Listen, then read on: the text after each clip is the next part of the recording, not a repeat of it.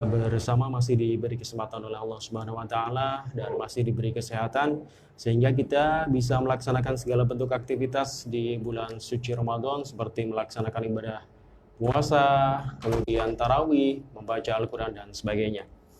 Dan sebentar lagi kita akan bersama-sama mendengar via kanal radio di 92.9 MHz Nirwana FM Media Dakwah dan Informasi Warga NU, dan juga di live streaming Ansor Pucak Wanginat dan juga Lazisnu Pucak Wangi. Dan dalam kesempatan sore kali ini kita akan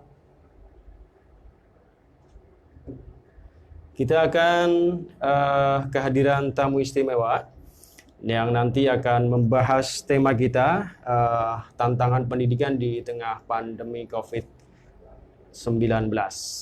Oleh karenanya, bagi Anda Sobat Nirwana dimanapun Anda berada, nggak ada salahnya kalau sekarang Anda bisa menyiapkan secari kertas dan juga pena agar nanti apa yang disampaikan oleh narasumber bisa Anda catat dan bisa diaplikasikan dalam kehidupan sehari-hari. Dari studio, kami mengucapkan selamat mengikuti dan selamat mendengarkan. Assalamualaikum warahmatullahi wabarakatuh. Waalaikumsalam warahmatullahi wabarakatuh. Hamdan wa syukran lillah, nahmaduhu wa nasta'inuhu wa nastaghfiruh. Wa na'udzu billahi min syururi anfusina wa min sayyiati a'malina. May yahdihillahu fala mudhillalah wa may yudlilhu fala hadiyalah. Asyhadu an la ilaha illallah wahdahu la syarikalah wa asyhadu anna Muhammadan abduhu wa rasuluh. Allahumma shalli wa sallim ala sayyidina wa habibina wa syafi'ina wa maulana Muhammadin wa ala ali sayyidina Muhammad. Qala Allah ta'ala fi kitabihil karim, a'udzu billahi minasyaitonir rajim. Ya ayyuhalladzina amanu kutiba alaikumussyiyam. Shadaqallahul adzim. Amma ba'du. Hadratal muhtaramin, para alim, para kiai, sesepuh, bini sepuh, MWJN Pucak Wangi, kemudian yang kami hormati segenap kru dan kerabat kerja yang bertugas di sajian acara nganu, kaum muslimin muslimat IPNU IPPNU Ansor Banser se-Kabupaten Pati, atau mungkin yang mendengar acara ini, kaum muslimin muslimat rahimakumullah dimanapun Anda berada. Puji syukur kita haturkan kehadirat Allah Subhanahu wa taala karena dalam kesempatan yang berbahagia ini, di kesempatan sore kali ini, kita bisa bertemu, bertatap muka meskipun tidak secara langsung karena saat ini pandemi Covid masih menghantui dalam benak kita bersama. Dalam sajian acara nganu ngabuburit ala NU yang dipersembahkan oleh MWJNU Pucak Wangi beserta segenap banom dalam keadaan sehat dan tiada aral suatu apapun. Yang selanjutnya adalah untayan sholawat dan salam, mari bersama-sama kita haturkan kepada sang revolusioner dan demisioner Nabi Agung Muhammad Sallallahu Alaihi Wasallam. Semoga kelak kita akan mendapatkan syafaatnya, dan beliau adalah salah satunya Nabi yang sanggup memberikan syafaatnya di hari kiamat nanti. Amin Allahumma amin. Para pendengar baik di kanal radio 92.9 MHz Nirwana FM Media Dakwah dan Informasi Warga NU, kemudian juga para penikmat media sosial di Lazisnu Pucak Wangi dan juga Ansor Pucak Wanginat. Mari bersama-sama kita buka acara pada kesempatan sore kali ini dengan bacaan suratul Fatihah. Semoga acara pada kesempatan sore kali ini bisa berjalan lancar dan bisa membawa berkah kepada kita semua. Dan kita ngabuburit kali ini semoga mendapatkan anugerah terindah dari Allah Subhanahu wa taala. Amin ya rabbal alamin. Amin. Biniyatis sholihah al-Fatihah. A'udzu billahi minasyaitonir rajim. Bismillahirrahmanirrahim. Alhamdulillahirabbil alamin. Arrahmanir rahim. Maliki yaumiddin. Iyyaka na'budu wa iyyaka nasta'in. Ihdinas shiratal mustaqim. Shiratal ladzina an'amta 'alaihim ghairil maghdubi 'alaihim waladdallin. Wali walidayya walil mu'minina. Amin. Terima kasih. Dan pada kesempatan sore kali ini kita kehadiran tamu luar biasa, lain dari yang lain, beda dari sebelumnya. Kalau saya boleh memanggil ini, panggilan beliau adalah Mas Kiai Miftahur Rahim. Karena sampai dengan saat ini belum ada janur melengkung yang menghinggapi kediaman beliau, dan sampai dengan saat ini beliau dalam keadaan gagah tinggi dan juga murah senyum, keilmuannya juga mendalam, dan ini hadir di kesempatan sore kali ini di acara Ngabuburit ala NU. Penasaran dengan beliau? Saya akan berkenalan langsung dengan Mas Kiai. Assalamualaikum Mas Kiai. Waalaikumsalam warahmatullahi. Bagaimana kabarnya di kesempatan sore kali ini? Alhamdulillah baik, luar biasa. Alhamdulillah. Monggo Pak Kiai bisa memperkenalkan diri, nama Pak Kiai, Mas Kiai. Agar para pendengar bisa mengetahui sosok dari Mas Kiai Miftahur Rahim. Oke, terima kasih atas waktu yang diberikan oleh sahabat atau yang saya panggil Dan Mubin, salah satu senior saya yang memang aktif sekali di Ansor Banser, terutama di Kecamatan Pucakwangi. Ya, untuk sahabat-sahabat pemirsa semuanya, perkenalkan nama saya adalah Miftahur Rahim. Ya, Miftahur Rahim asalnya dari sini saja, dari Desa Sokopuluan, Kecamatan Pucakwangi, Kabupaten Pati. Untuk kesempatan kali ini saya itu dipercaya, diberi amanah untuk menyampaikan materi seputar dengan profesi saya, yaitu berkaitan dengan pandangan seorang guru tentang pendidikan di tengah pandemi COVID yang sedang merajalela seperti saat ini. Jadi sedikit kita ambil kesimpulan bahwasanya Mas Kiai ini adalah selain juga Mas Kiai ini juga seorang praktisi pendidikan. Guru madrasah. Guru madrasah. Guru madrasah tepatnya. Gimana Mas itu? Di Mas Kiai. MTS Salafiyah Kajen. Salafiyah Kajen, luar biasa ini. Kita kehadiran tamu istimewa. Mungkin bisa dilanjutkan untuk sedikit profilnya agar para pemirsa bisa mengetahui sejauh mana. Kemudian pengalaman atau mungkin sejauh mana kualitas keilmuannya bisa dihaturkan kepada para pendengar. Oke, untuk terima kasih lagi ya untuk kesempatannya. Untuk di madrasah, terutama di MTS Salafiyah, saya dipercaya, diberi amanah untuk mengajar bahasa Indonesia, mengajar tentang jurnalistik, serta mengajar tentang teater. Jadi baru pada sore hari ini saya itu dikasih kesempatan, dikasih suatu apresiasi, amanah untuk menyampaikan berkaitan dengan pendidikan yang sedikit religi. Jadi saya tuh agak grogi gitu. Ini amanat atau sedikit ketiban sampur atau sedikit keterpaksaan gitu? Terkena panah. Terkena panah. Karena tadi siang gitu ya, kecepet tadi gitu. siang saya tuh tidur ya, dan Mubin saya tidur jam 12 itu saya menerima WA dari sahabat saya, dan di situ isinya itu saya diminta untuk menyampaikan materi berkaitan dengan nganu ini. Saya bingung. Nganu itu apa? Padahal saya tuh mimpinya tadi itu makan enak-enak, malah ketiban terpanah. Saya disuruh ke sini untuk menyampaikan materi. Itu saya sangat kaget, tapi alhamdulillah saya dikasih kesempatan menyebarluaskan kebaikan. Semoga nanti apa yang saya sampaikan juga bermanfaat untuk banyak orang, terutama di Kecamatan Pucakwangi. Betul Mas Kiai. Meskipun ini sebuah istilahnya keterpepetan yang harus mencepek Mas Kiai Miftahur Rahim. Ini kata Selaun Seven, ini adalah sebuah anugerah terindah yang pernah kau miliki katanya. Ya. Ini mungkin pengalaman yang pertama saya duduk di Nirwana ya, Nirwana FM yang kepunyaan orang Pucakwangi ya. Yang disaksikan oleh ribuan bahkan ratusan. Ada yang dari Pati, ada sekitar Pati. Tadi saja teman saya yang WA saya, ini ternyata ada Pak Oim ini yang mau tayang di Nirwana, ini saksikan. Saya terus bilang mohon maaf ya, ini kebetulan saja saya seperti itu. Jadi animonya ini luar biasa meskipun hanya sebatas keterpepetan dan hanya dicepek begitu saja ya, kata seperti itu. Semoga juga sedikit informasi pengetahuan saya bisa memberikan suatu angin segar pada masyarakat, memberikan suatu tanggapan positif supaya masyarakat tidak takut dengan pandemi ini. Pandemi. Ya, walaupun ya. pandemi tapi tetap belajar gitu. Inilah sosok Mas Kiai Miftahur Rahim yang kita sudah mengantongi sedikit banyak tentang profil beliau, dan dalam waktu yang sangat terbatas keterpepetan tadi siang baru dijebak oleh panitia, tapi filsafat beliau adalah seperti layaknya padi yang lebih tua yang selalu menguning, yang selalu merunduk seperti itu. Meskipun bekal keilmuan yang dimiliki atau kapasitas beliau ini sangat luar biasa, tapi inilah sebagai contoh kita, suri tauladan adalah selalu merendah diri gitu.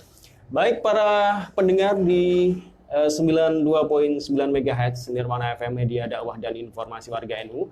Kemudian juga para pemirsa yang ada di kanal Lazisnu Pucak Wangi, dan juga para pemirsa yang ada di jalur Ansor Bucawangi Net, kami ucapkan selamat sore dan selamat mengikuti apa yang akan disampaikan oleh beliau Mas Kiai Miftahur Rahim. Entah pangkatnya di sebelahnya MPD atau apa saya tidak tahu, tapi yang jelas kapasitas beliau adalah sebagai seorang sosok praktisi pendidikan dan juga sebagai seorang Mas Kiai. Baik, kali ini kita kembali ke jalan yang benar. Setelah tadi ke jalan yang nganu-nganu, yang tidak begitu benar ya. Sekarang kita kembali ke jalan yang benar, yaitu pendidikan saat ini di tengah istilahnya pagebluk yang ya boleh dibilang sangat menyiksa kita bersama. Mungkin bisa disampaikan sedikit pengertian atau tentang pandangan bahasa tentang pendidikan di tengah pandemi COVID-19. Oke, sebelumnya Assalamualaikum warahmatullahi wabarakatuh. Waalaikumsalam warahmatullahi wabarakatuh. Alhamdulillahilladzi hadana lihada wa ma kunna linahtadiya laula an hadanallah. Asyhadu an la ilaha illallah wa asyhadu anna Muhammadur Rasulullah. Rabbis shrahli sadri wa yassirli amri wahlul 'uqdatam min lisani yafqahu qawli, amma ba'd. Selamat sore, salam sejahtera bagi kita sekalian, salam sastra, salam budaya, salam bahasa. Om Swastiastu. Oke, pada kesempatan sore hari ini saya akan menguraikan sedikit berkaitan dengan pandangan temanya pandangan pendidikan, pandangan dunia pendidikan di tengah pandemi COVID-19. Saya akan mengulas dari sisi bahasa karena memang bidang keilmuan saya sebagai guru bahasa Mas Mubin, ya. Jadi saya akan ini berarti mengucapkan a i u e o ini fasih sekali ya? Tidak begitu. Karena memang mungkin ini karena efek sebelumnya kan saya sariawan kemarin. Nah, tapi setelah saya mendengar kabar baik dari ini, saya harus ke sini sore ini sembuh. Tiba-tiba menjadi sari sore ya begitu ya. Sembuh. Ya, kembali lagi ke materi. Ya, kembali ke jalan yang benar, monggo. Dari tema yang diangkat oleh kru dari tantangan pendidikan, dunia pendidikan terhadap di tengah pandemi Covid ini saya menyimpulkan ada 3 kata kunci, Mas. Yeah. 3 kata kunci tersebut, yang pertama adalah tantangan. Tantangan ini ketika kita mengambil pengertian dari Kamus Besar Bahasa Indonesia ini bisa mempunyai 3 arti. Yeah. Yang pertama adalah tantangan itu adalah suatu ajakan, ajakan berkelahi. Nah, yang diajak itu siapa itu? Yang kedua adalah suatu usaha, suatu upaya untuk mengatasi suatu permasalahan. Berarti ada pandangan, ada mengajak berkelahi, terus pengertian yang kedua adalah kita mengupayakan atau kita berupaya untuk mengatasi suatu permasalahan. Permasalahan itu kembali pada nanti, yaitu COVID-19 itu. Yang ketiga adalah suatu hal atau objek yang dikaji untuk mengetahui cara mengatasinya. Ini sama seperti pengertian yang pertama tadi. Jadi yang pertama tadi yaitu suatu ajakan untuk berkelahi. Ya. Wah, ini baru ini bahasa kita. Ajakan untuk berkelahi ini. Ya, tantangan. Kalau di tengah-tengah orang-orang yang awam di masyarakat itu tantangan, bahwa kita ditantang. Berarti ditantang oleh siapa? Berarti kalau ada sebuah statement tantangan itu berarti siap tidak siap hadapilah tembokmu, seperti itu ya, berarti ya. Harus, karena dari makna ya sudah jelas bahwa ajakan untuk Ajakan. berkelahi, yang kedua yaitu upaya untuk menanggulangi. Upaya ini bisa mengarah ke sebuah cara atau Cara bagaimana? bisa opsi, bisa proses, bisa ini. Yaitu sebuah nanti proses. yaitu proses apa? Yaitu ini ke kata kunci yang kedua yaitu dunia. Dunia itu kalau saya mengartikan adalah sesuatu yang sangat luas, Mas Mufti. Iya. Suatu yang sangat luas yaitu alam bebas dunia. Bebas. Itu artinya itu yang kata kunci yang ketiga yaitu tentang pendidikan. Ya. Pendidikan ini adalah suatu proses yaitu mengubah. Ini biasanya kalau di orang awam bisa merubah. Iya. Nah, kan biasa seperti itu, padahal itu salah. Jadi ada sebuah kata yang kita salah. sebut dengan proses pendidikan atau biasa disebut bahasa kromonya adalah education proses seperti itu. Bahasa Inggris, Mas Mufti. Oh, bahasa Inggris itu. Saya kira itu bahasa sastra Jawa itu. Itu kalau pendidikan itu adalah proses mengubah, bukan merubah. Kalau rubah nanti kan hewan ya, Mas. Iya. Kalau di bahasa Indonesia itu mengubah. Yang awalnya tidak tahu tata krama menjadi tahu. Yang awalnya tidak tahu tentang keilmuan sesuatu, misalnya keilmuan umum atau keilmuan tentang agama menjadi tahu. Itu ada proses itu secara terus menerus. Dari awal kita tidak mengerti, kemudian kita bisa mengetahui seperti itu ya. Jadi kalau boleh saya bilang bahwasanya seperti Mas Kiai ini adalah sosok praktisi pendidikan dan juga Mas Kiai ini kalau boleh saya bilang sosok Mas Kiai Mas Miftahur Rahim ini adalah sosok yang boleh dibilang dalam bahasa filsafat Jawanya, dalam bahasa Jawinya, bahasa kromonya adalah the change of education gitu. Seperti itu mungkin bahasanya. Of education gitu ya.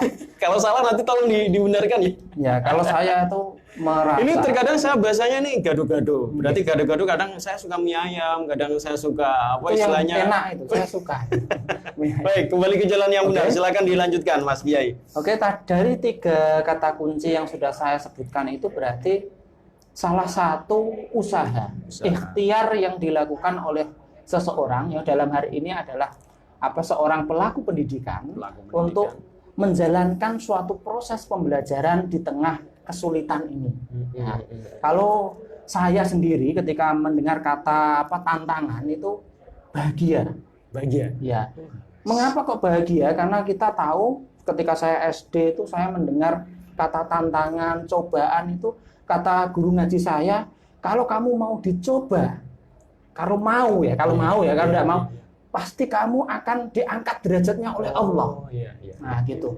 Berarti saya bahagia walaupun ada sesuatu yang janggal yaitu kenapa kok ada tantangan kok bahagia? Karena saya berkeyakinan ada sebuah ayat Al-Qur'an yang ini yang dibicarakan kembali ke basic ideas atau sebuah grand concept Tidak apa-apa ya Mas. Sebelum ke Al-Qur'an, saya nyambung apa yang disampaikan oleh Mas Oim terkait kalau mau diangkat derajatnya ini harus pahit terlebih dahulu. Mau diuji. Gitu. Saya mengingat sebuah bahasa seperti ini, manis jangan segera ditelan dan pahit jangan segera dimuntahkan. Mungkin segera waktu kelas 6 SD juga saya pernah mendengar itu ya. Tapi memang kalau kita memandang bahwa seseorang itu akan diangkat derajatnya kalau mau itu siapa ya? Itu orang-orang yang beriman. Yang beriman. Ya, itu berarti saya pernah ingat ini, nanti kalau salah ya karena saya tidak begitu pandai mengaji. Saya pandainya adalah mengajar bahasa Indonesia, pantun, pandai, puisi, teater. Coba sebelum kembali ke jalan yang benar lagi, tolong untuk kata Ipin yang pinter pantun itu Jarjit, tolong dikasih sepenggal atau 2 penggal pantun lah kalau mungkin. Pantun ya, benar. Saya itu malah itu bukan pantun, Mas. Apa itu? Kalau Jarjit itu namanya seloka karena itu bahasanya bahasa Melayu, Mas. Kalau pantun Melayu berarti lari ke sana. Ya. Kalau pantun itu kan berasal asli dari Indonesia. Itu seorang nenek moyang, entah itu pada zaman kerajaan atau zaman apa itu sering seperti itu. Sering ketika mereka mau meningkatkan ilmunya kan mengembara. Itu karena bosan mungkin atau apa? mereka berpantun. Oh iya. Nah, itu contoh ya misalkan. Ini unik sekali ini, unik sekali. Rugi kalau para kaum hawa Misalnya ini. seperti ini. Kalau Iya. pantun kan seperti ini. Iya, ya. iya, iya. Ini untuk anak-anak SD ini biasanya kan seperti ini. Jalan-jalan ke tepi pantai. Kanginan. Anginnya bantai. Jangan lupa mendengar gelegar ombak. Wah, wush, Kalau cakep. kita ingin pandai, jangan sampai kita tinggalkan. Tinggalkan apa lu, Pak? Nah, mungkin karena efek saya nervous, mungkin karena lupa. Iya, iya. Nah, berlayar itu artinya Berlayar. yang bait kedua itu berlayar. Terus Berlayar. kalau kita ingin pandai, rajin-rajinlah engkau belajar. Oh, gitu. Ada sebuah pesan moral yang disampaikan oleh Mas Itu Kiai. mungkin apa kita kembali lagi ke tadi apa, Ya, tantangan. kita kembali ke jalan yang benar tadi, Ya, ke tantangan tadi. Ini saya pernah mendengar yaitu seperti ini. A'udzubillahi minasyaitonirrajim. Bismillahirrahmanirrahim. Yarfa'illahu alladzina amanu minkum walladzina utul ilma darajat. Ini sangat beragam sekali yaitu Allah itu akan mengangkat derajat. Yarfa'illahu alladzina amanu. Orang-orang yang beriman, yang percaya. Percaya. Tadi kan saya bilang bahwa yang mau diuji. Nah, berarti Yang mau diuji siapa? diuji itu adalah Nah, orang gitu. yang percaya. Yang percaya. Yang percaya. Yang beriman yang berarti ya? percaya adanya Tuhan, yang Oh, gitu. percaya bahwa ketika kita melakukan sesuatu kesalahan atau apa itu Allah selalu melihat kita, itu percaya. Kepada orang-orang yang beriman dan orang yang berilmu pengetahuan. Nah, seperti ngaji pada sore hari ini kan juga menambah ilmu. Iya. Nah, berarti nanti kalau orang yang apa namanya ilmunya semakin bertambah dia akan naik derajatnya. Oke. Nah, itu mungkin sepenggal ayat yang tidak begitu banyak dari saya, tapi mengandung banyak arti karena Tapi- tema tentang tantangan itu. Tapi yarfa'illahu alladziina amanu minkum walladziina utul ilma darajat ini kalau kita bisa mengaplikasikan dalam kehidupan sehari-hari ini memang sangat luar Itu biasa. kurang al-ayat Al-ayat. karena penggalanya Masih banyak. tapi saya tidak hafal. Gitu. Sebetulnya hafal, cuman Mas Kiai ini selalu tadi yang saya sampaikan di awal bahwasanya konsep beliau ini adalah seperti padi yang tua yang menguning selalu merendah seperti itu. Tapi padi saya ini belum menguning. Masih merapu Mas ya, Mas. Merapu. Merapu apa bahasanya kita Merapu meteng. Meteng. Padi itu anak-anak saya lagi meteng itulah padi gitu.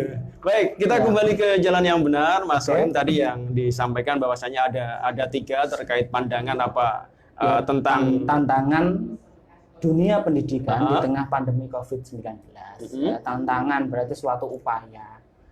Nah, kemudian ketika saya sudah mengatakan ada 3 ini berarti kita harus berupaya sebagai orang Islam ataupun sebagai makhluk yang memang sudah ditakdirkan oleh Allah untuk menjadi seorang khalifah di bumi. Harus bisa menerima tantangan, harus siap tidak siap menerima tantangan, kita jalani dengan baik dan semoga saja solusi di jalan yang di depan bisa terselesaikan. Iya, termasuk dunia pendidikan saat ini yang mengalami tantangan. Ya, tantangan yang sangat luar biasa. Kakean libure, saya juga bingung Mas Ibu. Kakean libure. Bingung sekali saya ini di tengah pandemi ini saya harus di rumah sedangkan mempersiapkan perangkat-perangkat pembelajaran yang mungkin tidak semua siswa itu bisa mengakses. Saya sangat sedih sekali. Baik, Mas Kiai tadi sudah disampaikan tentang istilahnya pandangan lah yang dimaksud tantangan pendidikan di tengah pandemi sudah disampaikan oleh beliau yang terhormat Mas Kiai Miftahur Rahim. Sekarang kemudian tantangan itu tadi kan Mas Kiai menyebut tantangan. Tantangan itu tertuju kepada siapa atau objek sasaran yang akan menerima tantangan yang boleh dikatakan siap harus hadapilah tembokmu seperti itu. Hadapilah. Oke, terima kasih. Ini pertanyaan yang sangat menyentak. Saya itu kalau terasa itu ketika saya minum itu tersendat. Ada pertanyaan yang memang kalau bisa ya saya jawab, kalau tidak bisa nanti mungkin saya harus buka-buka buku lagi karena literasi yang harus saya baca itu sebelum saya ada di tengah-tengah pemirsa ini harus banyak kan gitu kan. Ya, seperti saya Mas mencoba Mas menjawab. Mas Kia ini ketika mendengar pertanyaan ini seperti jantungnya mau copot. Untung di sini masih banyak kabel, masih banyak solder dan sebagainya sehingga bisa saya terapkan lagi gitu. Monggo Oke. Mas Kiai. Untuk tantangan dunia pendidikan di tengah pandemi COVID ini, setelah saya pelajari, setelah saya melihat di fenomena yang ada di alam sekitar, di masyarakat, terutama di di TV-TV, di Ya. internet, media sosial dan lain sebagainya, saya menyimpulkan ada 4. Ada tujuan dari tantangan ini menuju pada 4. Saya kelompokkan menjadi Ya. 4, Mas Mubin. Jadi Yang pertama, tantangannya ada 4. ya, yang pertama adalah tantangan ini ditujukan pada pemerintah.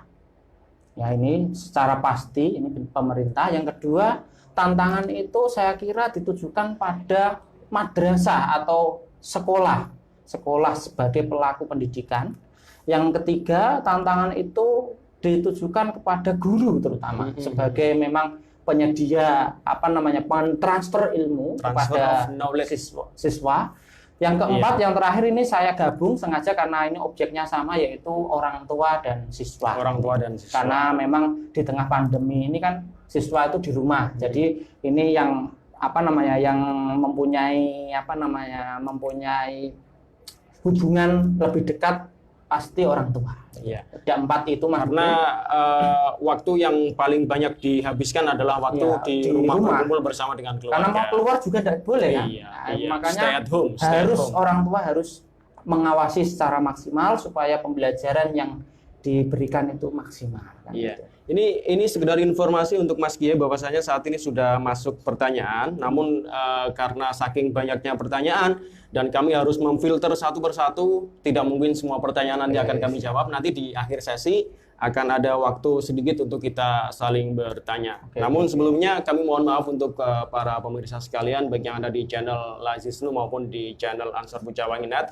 Pertanyaan yang Anda kemukakan sudah masuk semua di redaksi kami. Namun nanti pertanyaan demi pertanyaan insya Allah kalau kami bisa akan kami jawab di akhir sesi seperti itu ya.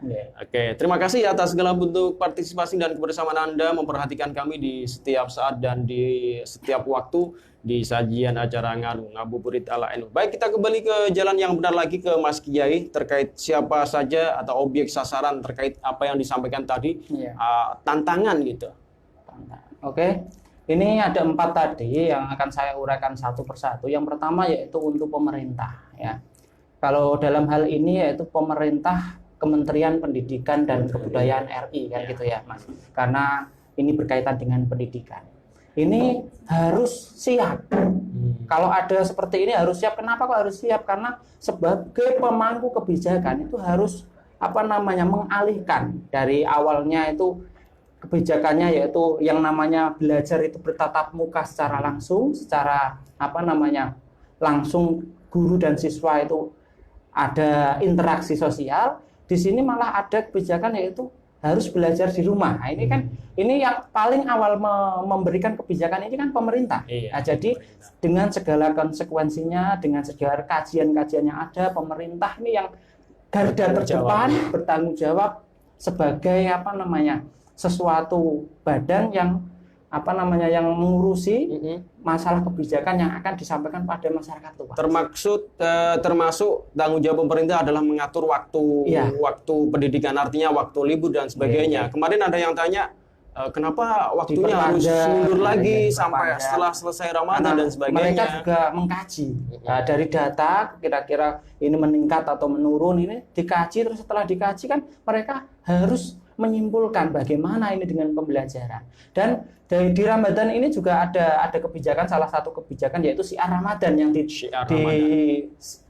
disampaikan atau ditayangkan di salah satu televisi swasta yang ada di Indonesia ini. Kemudian ketika kita pandang pemerintah seperti itu sebagai masyarakat, sebagai yang di bawahnya pemerintah, jadi kita harus mengikuti. Karena ketika kita melihat menengok dari dalil Al-Qur'an juga ada. Iya. Yaitu seperti ini ya.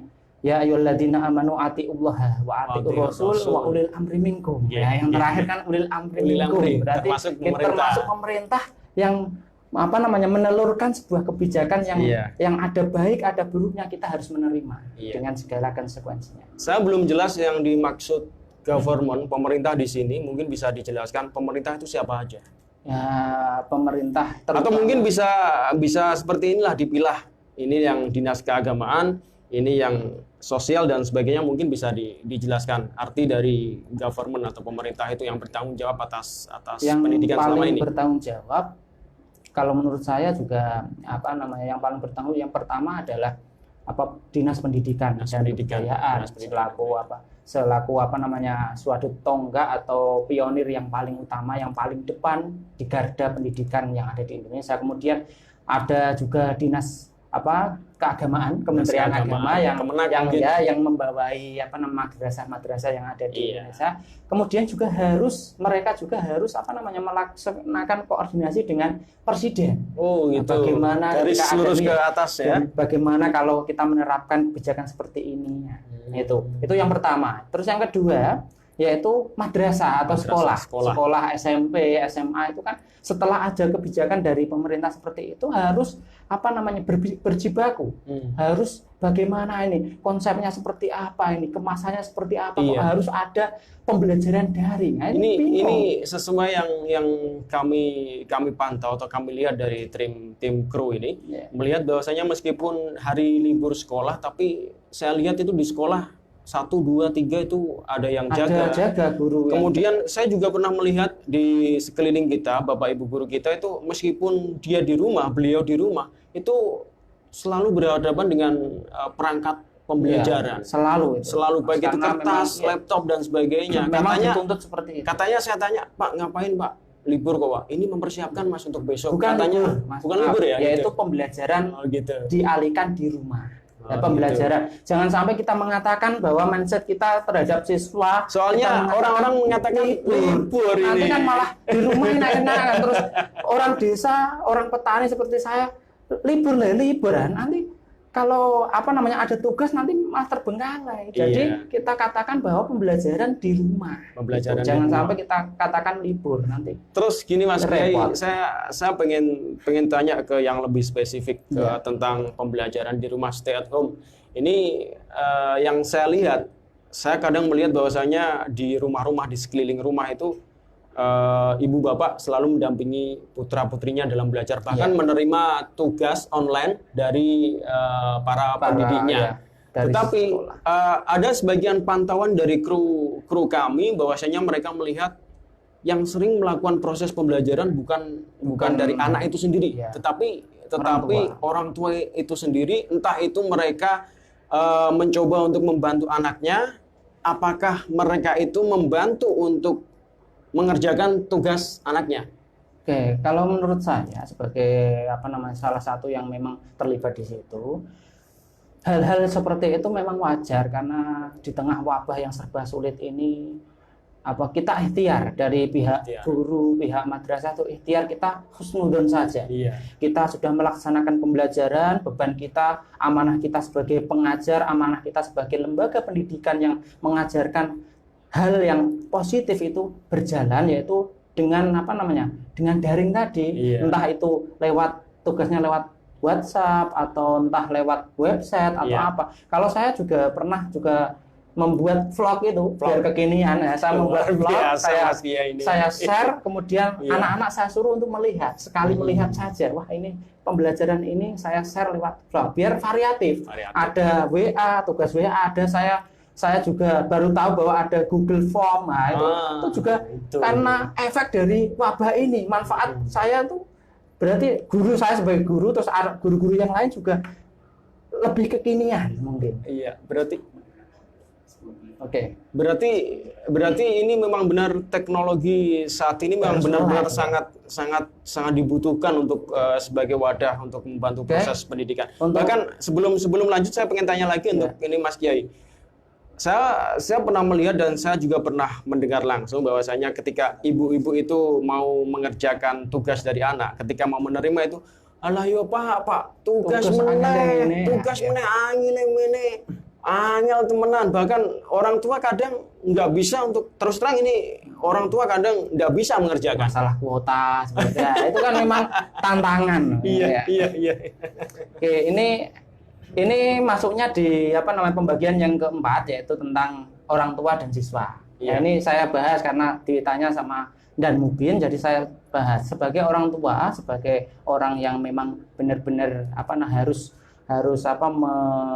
mendampingi anak ketika belajar di rumah, itu harus legowo, rela, harus berusaha untuk agar anaknya itu bisa belajar dengan baik. Iya. Karena jangan berpikir kuota, jangan berpikir wayah angel, duit angel, jangan berpikir seperti itu. Karena apa? Karena kalau kita berpikir itu, kita tidak jadi berjuang untuk anak itu biar menjadi pandai. Iya. Cobalah kita kita mengingat wa mayyataqillaha yaj'allahu mahrojan. Iya.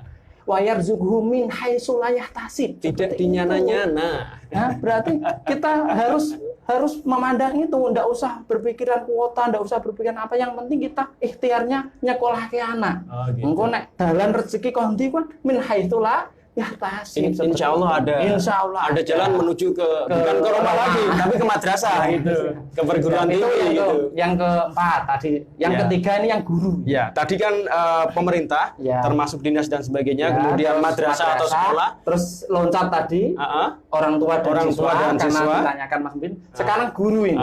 Ini agen of change ini, agen perubahan, bisa dibilang seperti itu. Guru saya kalau masalah seperti ini kita harus dituntut untuk melek teknologi ya. Kalau seperti saya guru-guru yang muda itu mungkin mudah lah. Tapi kalau guru yang sepuh-sepuh itu saya sangat prihatin sekali. Betul. Untuk guru-guru yang sepuh. Tapi kita juga harus sebagai guru harus berusaha untuk bisa. Karena saya mengutip, saya pernah mendengar catatan ini. Saya kutipan catatan dari teman saya. Sosok Mas Kiai ini tidak pernah dari catatan pasti. Saya nanti takutnya lupa. Ini ada salah satu usul yaitu la yatimul wajibu illa bihi fahuwa wajibun. Perkara wajib yang tidak sempurna kecuali dengannya, maka perantara itu menjadi wajib. Contohnya guru kalau tidak ada muridnya kan jadi tidak bisa mengajar. Kan guru kan wajibnya mengajar. Tapi kalau di tengah pandemi ini siswa harus di rumah, jadi dia harus berjibaku, harus berjuang untuk tahu teknologi, untuk belajar teknologi, walaupun itu sebagai seorang yang guru sepuh. Berarti mau tidak mau harus ini ya. Kenyataan memang seperti ini. Keadaan memaksa kita untuk harus mengerti teknologi di tengah era digital seperti ini. Jadi kita harus bersyukur.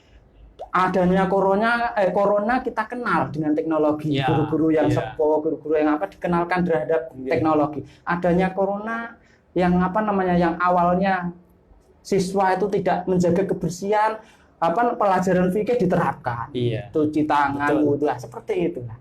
Kalau saya menilik kok ini kembali ke aturan agama Islam. Kita istilahnya orang Islam disuruh mencuci tangan, berwudu. Sesering mungkin. Kalau berwudu sesering mungkin nganyarake wudu. Itu mungkin nganyarake wudu. Kalau berwudu selain wajahnya berseri-seri kan terhilang dari segala bentuk noda dan godaan. Godaan syaitan ya. Mungkin itu yang bisa saya sampaikan dari pembahasan dari awal sampai akhir, yaitu empat tantangan yang tadi, dan beberapa hal yang saya ungkapkan berkaitan dengan dalil-dalil, meskipun tidak sempurna, tapi itulah kelemahan saya yang kelebihan itu datang dari Allah Subhanahu wa taala, kelemahan datang dari diri saya pribadi. Itu mungkin itu. Mas Kiai, saya mohon maaf, saya harus pegang ponsel kami. Dan di sela-sela saya memegang ponsel, silakan Mas Kiai atau Bapak Kiai Miftahur Rahim untuk bisa mengambil sebuah konklusi atau kesimpulan dari apa yang disampaikan dari awal sampai dengan akhir. Ini mencoba menjawab ya. Nanti kalau tidak sesuai ya tidak apa-apa ya. Minta maaf karena memang keterbatasan kami sebagai makhluk yang lemah gitu loh. Baik, terima kasih untuk sahabat Yazid Ihsan Kami ucapkan selamat sore dan terima kasih atas segala bentuk partisipasi dan kebersamaan Anda. Dan sekali lagi saya mohon maaf untuk pertanyaan yang masuk di redaksi siar kami memang banyak, tapi tidak semua yang harus kita bacakan. Paling hanya 1-2 yang bisa kami sampaikan di sini kepada pemateri. Dari sahabat Yazid Ihsan, ini kan sekolah pindah ke rumah, sekolah daring tuh. Nah, yang dulu biasa saja dengan gadget sekarang jadi familiar. Karena kebanyakan tugas-tugas diselesaikan secara daring. Pertanyaannya, pasca pagebluk selesai, ketika keadaan kembali seperti semula, sedang di satu sisi efek daring ini jadi kecanduan gadget. Lalu bagaimana caranya mengembalikan keadaan semula tanpa kecanduan gadget? Ini untuk anak-anak. Oke, terima kasih atas pertanyaannya Mas siapa tadi? Yazid Ihsan. Yaitu berkaitan dengan alat, yaitu alat pendidikan yang digunakan saat ini, yaitu tentang gadget. Kalau sekarang itu anak-anak itu dibiasakan untuk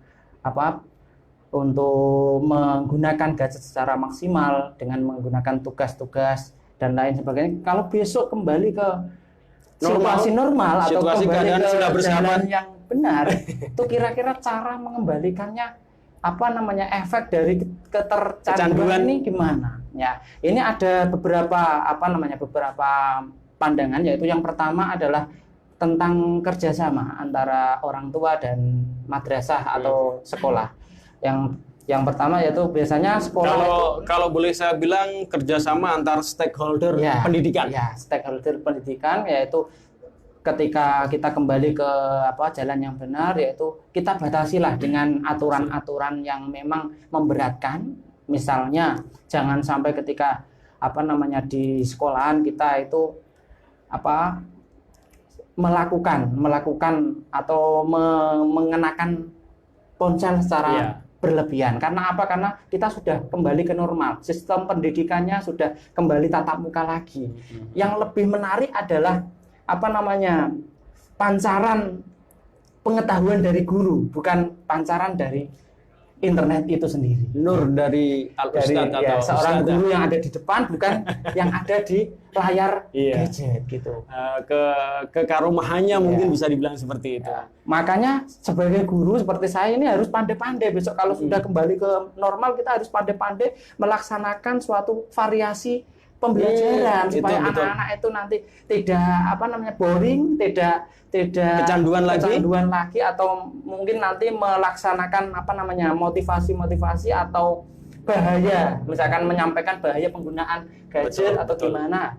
Terus orang tua juga harus mempunyai peran penting di sini. Karena yang di rumah itu yang mengawasi adalah orang tua. Jadi jangan sampai ketika jam-jam tertentu selalu saja mengenakan gawe atau gadget itu. Dibatasilah semaksimal mungkin. Melengkapi dari yang diutarakan oleh sahabatnya Yazid Ihsan, saya juga pengen istilahnya seperti ini. Kurikulum ta'limul muta'alim itu bisa diterapkan dalam kehidupan bermadrasah, sekolah, baik di rumah maupun di lingkungan sekolah. Taklim, wah ini saya ini seperti ini. Kalau dulu ketika orang berpapasan dengan seorang guru atau pendidik, itu dari jauh itu sudah munduk-munduk, bahkan sepedanya dituntun. Amin sewu Pak. Dia itu pasti mengucapkan assalamualaikum seperti itu. Kalau sang guru, ustadz itu tidak mau menjawab salam, itu menggerayangi dalam hatinya seorang peserta didik itu. Dibatin. Ada apa? Kenapa tidak mau menjawab salam? Saya itu rindu dengan suasana yang seperti itu. Terus kemudian seperti ini lagi.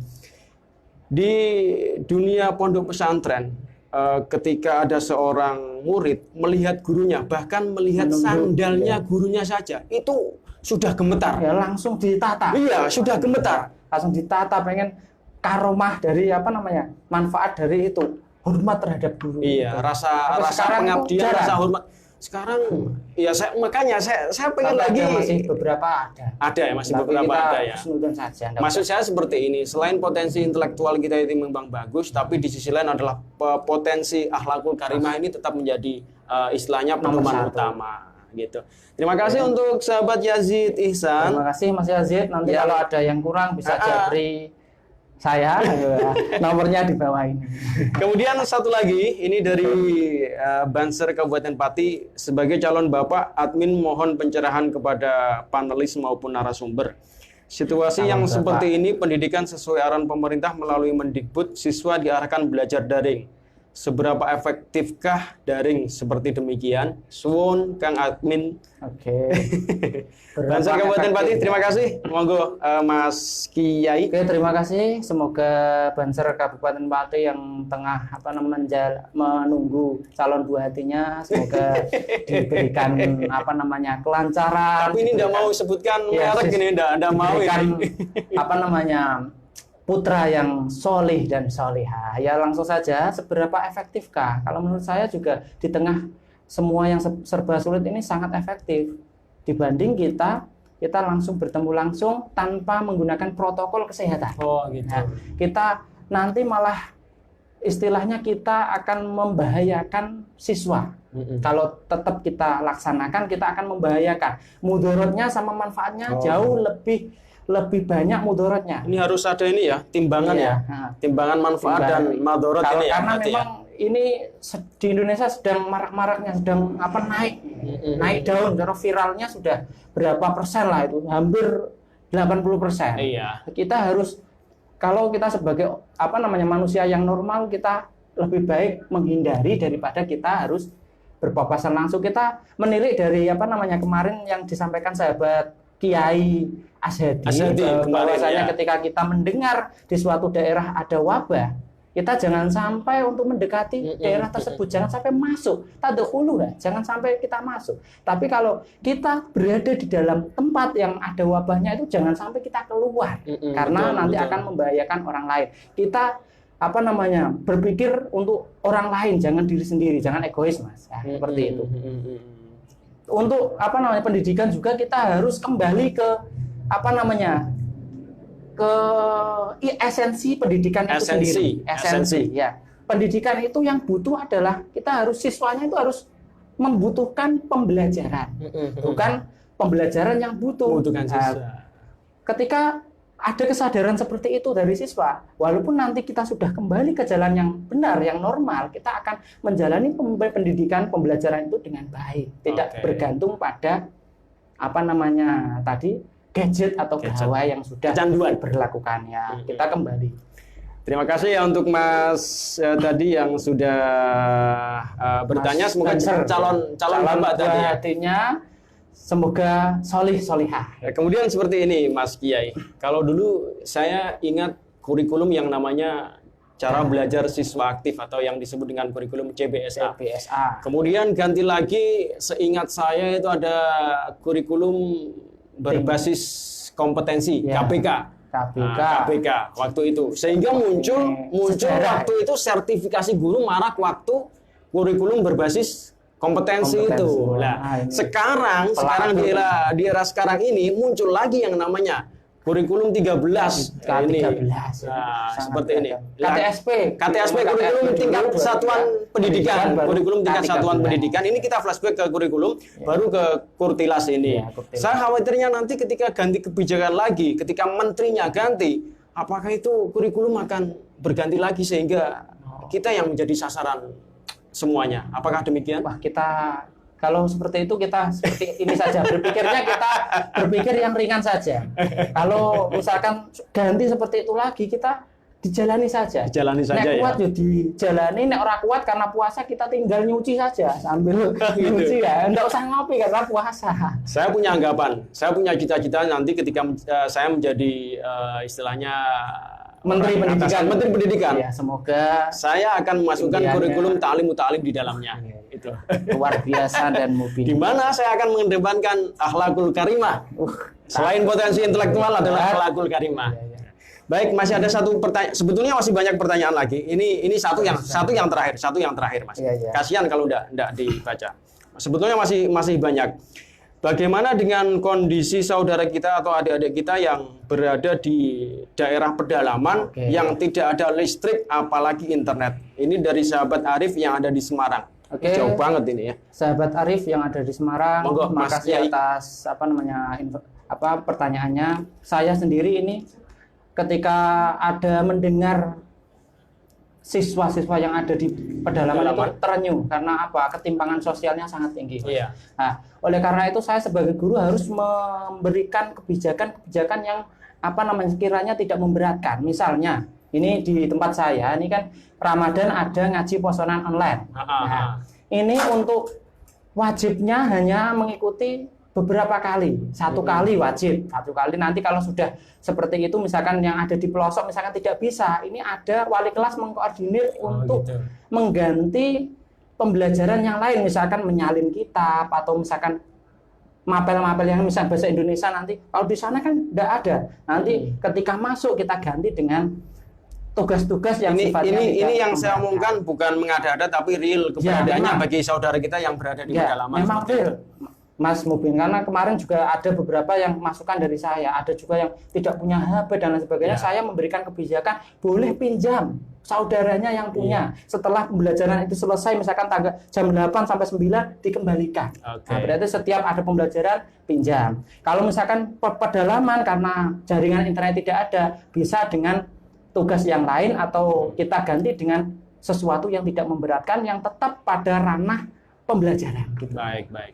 Baik, Sobat Nirwana, karena kita dibatasi oleh waktu, 1 menit Mas Kiai untuk bisa menyampaikan istilahnya apa yang Anda sampaikan dari awal, kemudian ditarik garis putih apa yang bisa Mas Kiai sampaikan kepada para pemirsa sekalian. Oke, pada pemirsa sekalian, ini saya akan simpulkan bahwasanya tantangan itu bukan hanya 4 itu, tapi komponen 4 itu saya tarik menjadi sebuah garis besar, yaitu yang pertama yaitu pemerintah, yang kedua adalah madrasah atau sekolah, karena memang yang ada siswanya ya sekolah itu. Kalau pondok juga ada ya, tapi kan kalau yang lebih umum kan sekolah. Kemudian ada guru, karena memang saya sendiri sebagai guru praktisi pendidikan. Kemudian yang keempat adalah orang tua dan siswa. Keempat itu memang saling berkaitan, harus saling mendukung supaya pembelajaran di tengah pandemi ini berjalan dengan sukses, dengan lancar, dengan apa yang diharapkan oleh pemerintah. Walaupun pemerintah itu tidak tahu secara real yang ada di bawah, tapi kita harus husnudon saja kebaikan ini untuk semuanya, untuk semua masyarakat Indonesia terutama. Walaupun yang bisa merasakan adalah siswa-siswi yang ada di kota. Tapi kita berusaha sebagai pelaku pendidikan, kita berusaha untuk menjalankan pendidikan dengan baik. Kemudian untuk seorang guru, jangan sampai kalian ada seperti ini, itu jangan sampai langsung ke angel, jangan. Karena kalian itu sebagai guru, amanahnya adalah untuk mendidik. Silakan ambil sisi positifnya. Yang awalnya tidak tahu internet, sekarang menjadi tahu. Nah, yang awalnya tidak masalah masalah pembelajaran daring jarak jauh sekarang menjadi familiar. Nah, itu karena memang ada wabah seperti ini, kita dituntut untuk berpikir maju ke depan, mengejar ketertinggalan. Jangan sampai kita tidak kita kejar. Semakin jauh kalau kita tidak kejar, tapi kita kejar walaupun sejauh mungkin kita kejar, kita usaha. Nah, itu mungkin dari saya sebagai seseorang yang lemah ini. Lemah lembut ya. Mungkin belum seberapa karena memang waktu kita dibatasi oleh waktu. Mungkin di lain kesempatan kita bisa berjumpa walaupun hanya di awang-awang di alam mimpi, karena mimpi itu lebih indah daripada kita seseorang yang tidak punya bermimpi. Mimpi menjadi seorang yang seorang yang mulia akan lebih indah daripada kita tidak bisa bermimpi atau hidup tidak ada tantangan. Itulah kata-kata terakhir yang disampaikan oleh Mas Kiai. Warahmatullahi wabarakatuh. Waalaikumsalam warahmatullahi wabarakatuh. Kalau saya boleh bilang bahwasanya pembelajaran saat ini adalah pembelajaran model backstreet gitu, seperti itu ya. Iya. Baik, terima kasih. Saya mohon maaf, di sini banyak sekali pertanyaan yang belum bisa kami jawab, dan insya Allah kita akan mengundang lagi. Ini kayaknya butuh sesi 2, 3, 4, 5 sampai 100 ini untuk Mas Kiai ini. Dan terima kasih atas segala bentuk partisipasi dan kebersamaan Anda. Kalau mungkin ada kata-kata yang kurang berkenan dan kata-kata yang mungkin agak menyimpang dari pembicaraan, kami mohon untuk bisa dimaafkan. Dan akhirnya kami atas nama segenap kru dan kerabat kerja yang bertugas, mohon pamit undur diri. Dan sebagai terakhir mohon doa dari Pak Kiai. Lahumul Fatihah. أعوذ بالله من الشيطان الرجيم بسم الله الرحمن الرحيم الحمد لله آمين. حمدنا من حمد يوافينا وهو آمين. ربنا لك الحمد كما ينبغي آمين. اللهم يا الله ببركات هذه الفاتحة سلمنا والمسلمين آمين. من آفات الدنيا والعذابنا اللهم يا الله آمين. بسر هذه الفاتحة حسن مقاصدنا حسن آمين. مقاصدنا حسن مقاصدنا مقاصدنا اللهم يا الله بحكم آمين. صلاة الفاتحة يسر لنا أمورنا آمين. سبحان ربك رب العزة عما يصفون وسلام على المرسلين والحمد لله رب العالمين. الفاتحة. مولاي صل وسلم دائما أبدا على حبيبك خير الخلق كلهم هو الحبيب الذي ترجى شفاعته لكل يوم من الأهوال مقتحم.